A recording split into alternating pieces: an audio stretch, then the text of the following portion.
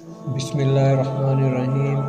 رسول اللہ صلی اللہ علیہ وسلم نے فرمایا، جو اللہ کے راستے میں 2 چیزیں خرچ کرے گا اسے فرشتے جنت کے دروازوں سے بلائیں گے کہ اے اللہ کے بندے، یہ دروازہ اچھا ہے۔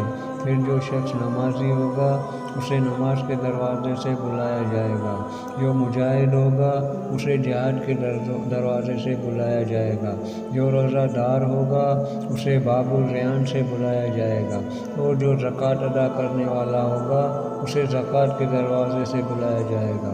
اس پر ابو بکر رضی اللہ عنہ نے پوچھا، میرے ماں باپ آپ صلی اللہ علیہ وسلم پر فدا ہوں، یا رسول اللہ صلی اللہ علیہ وسلم، جو لوگ ان دروازوں میں سے کسی ایک دروازے سے بلائے جائیں گے مجھے ان سے بحث نہیں۔ آپ یہ فرمائیں کہ کیا کوئی ایسا بھی ہوگا جسے ان سب دروازوں سے بلایا جائے گا؟